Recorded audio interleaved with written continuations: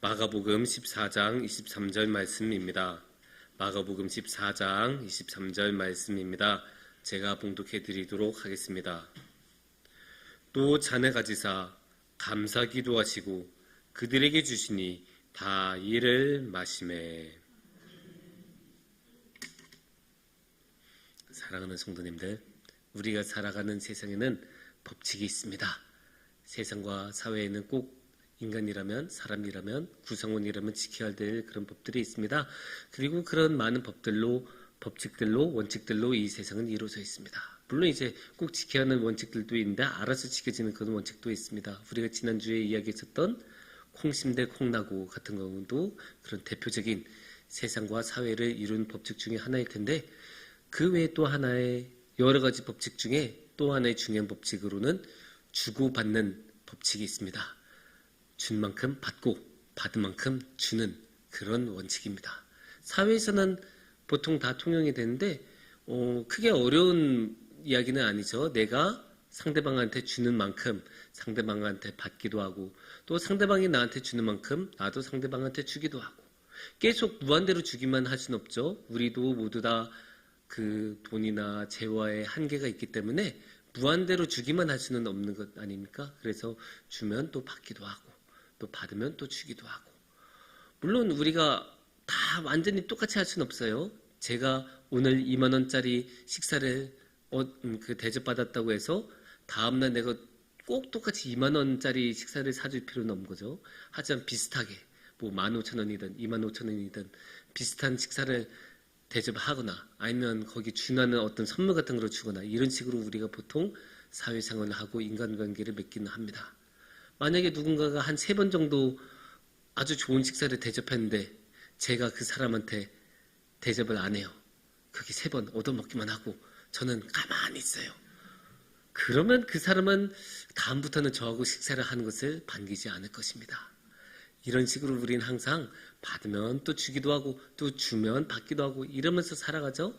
특히 이런 것이 아주 잘 드러나는 경우가 언제입니까? 경조사가 일어났을 때. 제 결혼식에 누군가 안 왔다. 나는 그 친구의 결혼식에 갔는데. 아니면 제 부모님의 장례식 때 누군가 안 왔다. 나는 그 친구의 부모님의 장례식 때 갔는데. 이렇게 하면 의의가 상하고 관계가 끊어져도 단절이 돼도 어느 누구 하나가 욕하지 않아요. 다들 아유 그럴 법하지. 다들 그렇게 생각을 합니다.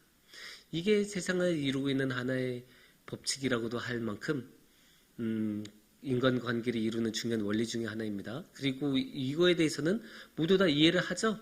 다 너무나 직관적이고 설득력 있고 그렇게 할 법하고, 그래서 이상하게 여긴 사람이 없고, 특히나 오늘날 우리는 자본주의 사회이기 때문에 우리가 어릴 때부터 무엇합니까? 돈을 가지고 사고팔고를 많이 하지 않습니까? 그러니까 이런 사고파는 그런 매매 행위야말로 주고받는 것이 이제 명확하게 드러나는 그런 행위가 아닙니까? 그러니까 이렇게 주고받는 것은 우리 사회를 형성하는 아주 중요한 근본적인 원리 중에 하나라고 할 수 있습니다. 하지만 이 원리가 항상 좋은 것만은 아니죠. 이게 기본적으로 통용이 되는 원리이긴 하는데 이것만 항상 앞서 내세우면 그것도 좀 문제가 되기는 해요. 왜 그럴까요? 주고받는 게 너무나 직관적이고 이해하기도 쉽고 계산하기도 쉽고 받아들이기도 쉬운데 이게 어떨 때 문제가 될까요? 이게 너무 강조가 되면 너무 사람이 계산적이 돼요. 내가 이만큼 받았으니까 그 사람은 이만큼만 줘도 돼. 아니면 이제 줄 때도 내가 이 사람한테 돌려받을 수 있을까? 이런 걸 생각하면서 주게 되고, 이런 식으로 삶이 너무 계산적으로 변하기가 쉬워요. 그러다 보면 우리 주위의 친구들이나 이웃 사람들 중에서도 꼭 그런 사람이 있잖아요. 절대 손해보려고 하지 않는 사람. 그런 사람들을 보면 항상 머릿속에서 계산을 해요. 이게 내가 돌려받을 수 있을까? 내가 손해를 보지 않을까? 이러면서 하는 분들이 계시는데, 그렇기 때문에 이렇게 주고받는 것에 너무 매몰이 되면 그런 식으로 너무 계산적인 사람이 될 수가 있고, 그거는 당연히 인간적으로나 신앙적으로나 좋다고 말을 할 수가 없습니다. 그래서 이제 오늘 이 시간에는 이 주고받는 것에 대해서 조금 생각을 해볼게요. 그래서 신앙적으로 또는 성경에서는 이 주고받는 길 외에 다른 길이 또 있지는 않을까, 그런 거에 대해서 우리가 함께 나눠봤으면 좋겠습니다. 대표적으로 이 주고받는 길, 이 가장 기본적인 인간관계에서 벗어난 것이 크게 두 가지가 있다고 말씀을 드릴 수 있는데, 물론 여러 가지가 있겠지만 크게 두 가지가 있는데, 그 중에 하나, 특히 성경에서 권하는 것 중에 하나가 바로 용서입니다. 용서는 이 주고받는 것에서 벗어나요. 왜냐? 저는 누군가가 이렇게 큰 피해를 입으면 그 피해에 대해서 어떠한 요구를 우리가 할 수 있는 것 아니에요? 직접적인 보복을 하는 경우도 있지만 그렇게 극단적 보복으로 가지 않더라도 우리가 뭔가 요구를 할 수 있지 않습니까? 보상을 원하고 요구할 수 있는 것 아니에요. 그게 하등 이상한 것도 아니고 잘못된 것도 아니고. 하지만 그런 보상의 요구를 모두 내려놓고 상대방한테 더 이상 뭔가를 요구하지 않는 것, 이런 면에서 용서는 바른 대로 돌려준 게 아니죠. 나는 피해를 받았다고 해서 상대방한테 피해를 돌려주는 게 아니고, 이 피해를 돌려주는 부분을 포기하고 내려놓고 그냥 조용히 가만히 있는 게 용서라고 할 수가 있습니다. 이런 면에서 용서는 주고받는 인간관계에서 벗어난다고 할 수 있어요. 우리가 용서를 너무나 자주 이야기하고 성경에서 또는 교회에서 용서를 우리가 많이 이야기하기 때문에 우리는 용서를 너무나 당연하게 이야기하기는 하지만, 사실 용서하는 건 굉장히 어렵거든요. 왜냐? 우리 모두 다 감정을 가지고 있으니까. 피해를 당했는데 누가 그거를 좋아해요? 당연히 싫죠.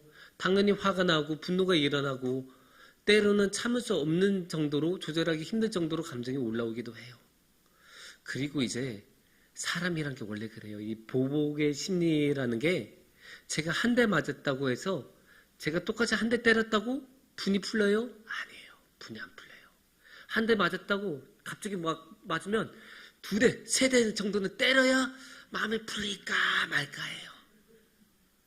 이게 당연히 좋은 건 아니죠. 당연히 윤리적으로, 도덕적으로 권장되는 상황이 아니지만 사람의 마음이란 게 그래요. 현실적으로 보면 인간이 그렇게 되어 있어요. 되어 있다고 보다는 인간의 마음이 그렇게 작동이 돼요. 갑자기 멀쩡하게 잘 살고 편안하게 잘 살다가 그런 피해를 입으면 당연히 누가 그거를 기뻐할 수 있겠습니까? 그렇기 때문에 그냥 한 대로 끝나지 않고 몇 대 더 해야 사람의 마음이 좀 풀리고 하는데, 성경에서는 사람의 그런 마음을 잘 알아요. 그래서 그런 것을 알고 율법에서 그런 식으로 규정을 적용하는 경우도 있어요. 그러니까 이거는 저만의 생각이 아니라 성경에서도 나온 생각이라는 거예요.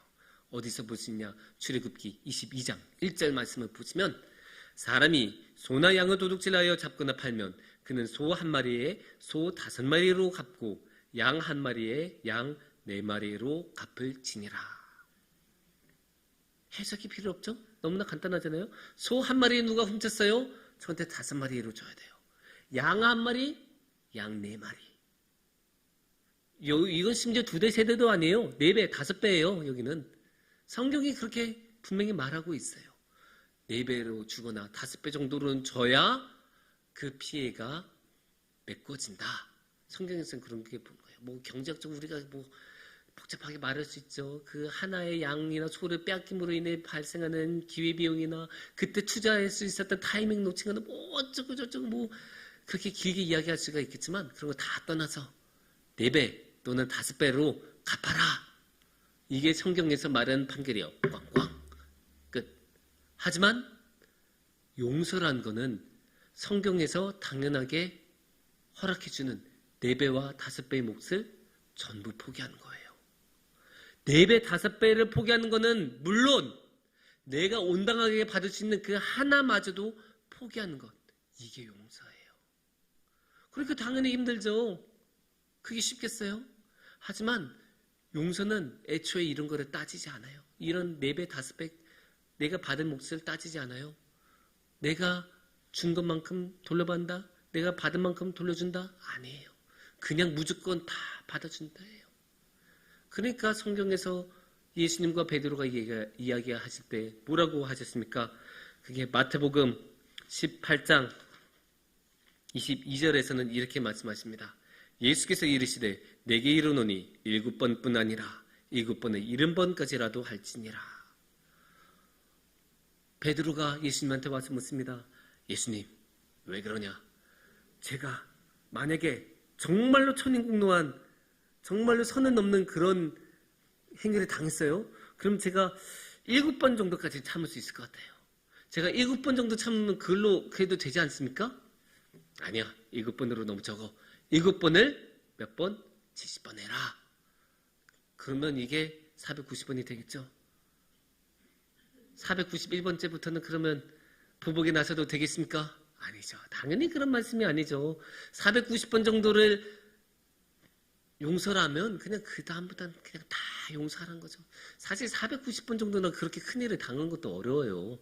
그런데 예수님께서 하신 말씀은 다 받아줘라. 무조건적으로 받아줘라. 그게 용서라는 거예요. 아무리 심각한 거를 당해도 거기에 대해서 뭐라고 하지 않고 용서하고 되돌리지 않고 그게 490번이라도 500번이라도 5000번이라도 5만 번이라도 다 받아주는 것. 그거를 예수님께서 용서라고 말씀하시고 그런 면에서 용서는 확실하게 이 주고받는 그런 관계에서 벗어나고 있습니다. 성경에서 우리가 찾아볼 수 있는 주고받는 관계를 벗어나는 두 번째 이야기, 두 번째 관점, 그거는 무엇일까요? 감사입니다. 감사에서도 이 주고받는 관계를 벗어난 것을 볼 수 있어요. 근데 그렇게 말하면 조금 이상하게 여길 수 있어요. 왜냐? 감사는 보통 뭔가를 받았을 때 하는 거거든요. 제가 딱 어이구 하나님 감사합니다. 공짜로 이렇게 좋은 뭔가가 생겨서 너무 감사해요. 이게 큰 돈이 생겨서 감사해요. 이게 좋은 직장에 들어가게 돼서 너무 감사해요. 이런 식으로 제가 뭔가 받았으니까 거기에 대해서 감사한다 라고 우리가 보통 생각하고 보통 그렇게 말하잖아요. 그게 당연히 기분이에요. 그게 맞아요. 근데 우리가 아시다시피 모든 것에는 기본 단계가 있으면 심화 단계도 있잖아요. 신앙도 비슷해요. 신앙에도 기본 단계가 있고 그게 성숙하면 심화 단계로 가는 거잖아요. 그럼 감사 같은 경우 어떠냐? 기본 단계에선 당연히 제가 받았을 때 거기에 대해서 감사의 마음이 나타나서 하나님께 감사하다 그렇게 말씀하는데 이제 심화 단계로 가면 제가 받은 게 별로 없어도 감사하는 거예요. 그리고 더 심화의 단계가 나아가면 제가 받은 게 오히려 저한테 손해가 되고 피해가 되고 어려움을 줘도 감사한다. 이게 정말로 성숙한 단계고 예수님께서 보여주시는 모습이죠. 오늘의 말씀 마가복음 14장 23절에서는 이렇게 말씀하십니다. 또 자네가 지사 감사 기도하시고 그들에게 주시니 다 이를 마시매. 이게 어떤 장면이에요? 예수님께서 성만찬을 베푸시는 장면이잖아요. 근데 그 성만찬은 언제 했어요? 예수님께서 잡히시던 밤에 하셨잖아요. 그러니까 예수님께서는 이 성만찬을 나누고 나면 어떻게 해요? 이제 고난이 시작이 되는 거예요. 본격적인 고난. 정말로 고문당하고 잡혀가고 모욕당하고 온갖 순환을 당하다가 결국 십자가에서 목숨을 잃으시는 그런 고난이 이제 쫙 기다리고 있잖아요. 그런데 그런 상황에서 예수님께서는 뭐라고 하십니까? 감사 기도를 드리셨다고 하잖아요. 분명히 감사 기도를 드리셨다고 해요. 우리가 이게 너무나 중요한 성만찬의 말씀이다 보니까 이 감사 기도라는 말을 그냥 넘어가는 경우가 많아요. 저도 이거 제대로 인식하지 못하고 본 경우 많았어요. 하지만 여기서는 분명하게 예수님께서 감사 기도를 하셨다고 하세요. 어쩌면 성만찬에 대한 감사일 수도 있고 어쩌면 예수님께서 이 성만찬이라는 예식 가운데 하는 의례적인 감사일 수도 있겠지만 중요한 거는 예수님이 이제 조금 있으면 고난을 당하는 그런 극한의 상황. 사실 인간적으로는 감사가 나올 수 없는 상황이죠. 당연히 조금만 지나면 이제 고난이 시작이 될 텐데 그게 감사가 나옵니까? 인간적인 관점에서 보면 예수님은 지금 이렇게 감사 기도를 드릴 때가 아니라 도망가셔야 돼요. 사람들이 자기를 잡으러 오는데 어떻게 한가하게 이렇게 앉아있고 밥이나 먹을 수 있겠어요. 하지만 예수님께서는 개의치 않으시고 특별히 받은 게 없어도 특별히 플러스된 게 없어도 아니 그거 더 나아가서 고난이 기다리고 있더라도 예수님께서는 감사하세요. 이게 그러니까 심화 단계죠. 이게 그러니까 확실히 주고받는 관계가 깨지잖아요.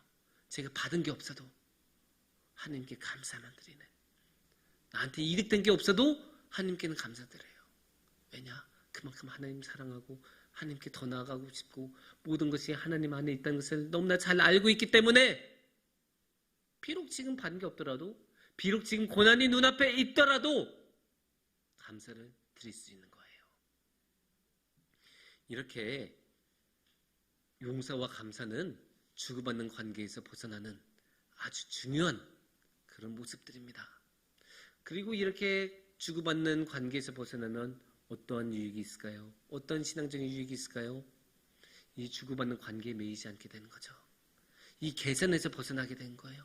내가 이번에 5만 원어치 받았으니까 이 5만 원어치 선물 어떻게 해줄까 막 이런 거 고민하지 않아요. 그냥 주는 거예요. 그냥 줘도 상관이 없는 그 계산하고 돈 따지고 얼마 받았나 그런 거 생각하는 그런 관계에서 벗어나서 정말로 마음을 대할 수 있는 그런 자유를 얻는 거예요. 너무나 자유로워지신 거예요. 왜냐?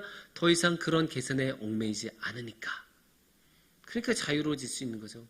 그렇게 자유롭게 하나님을 따르고 자유롭게 하나님을 따라서 사랑하고 자유롭게 하나님을 따라서 용서하고 자유롭게 하나님을 따라서 감사하면서 살 수 있는 그런 삶이 이제 펼쳐질 수 있는 거예요. 사랑하는 성도님들, 우리가 신앙생활하면서 중요한 것 중 하나가 이 세상의 기준을 따르지 않는 거잖아요. 왜냐? 우리한테 중요한 기준, 우리에게 진짜 중요한 기준은 하나님이시니까. 이 세상의 기준이 아니라 하나님의 기준이 우리에겐 중요하잖아요. 그래서 이 세상의 법칙인 이 주고받는 법칙에서 가끔은 한 걸음 정도 물러설 때가 필요해요. 그래서 한 걸음 정도 물러서서 거기에 매이지 않고 하나님께 우리에게 우리의 전부를 드리기도 하고 감사를 드리기도 하고 또 필요하면 다른 사람을 용서해 주기도 하고 그러면서 자유로운 삶, 오직 하나님만 따라가는 삶을 우리가 살아갈 필요가 있기도 하고 그게 살아간 게 우리에게 복이 되기도 합니다. 우리 사랑하는 성도님들 모두 이러한 귀하고 복된 자유로운 삶을 누리시기를 축원합니다. 함께 기도하겠습니다.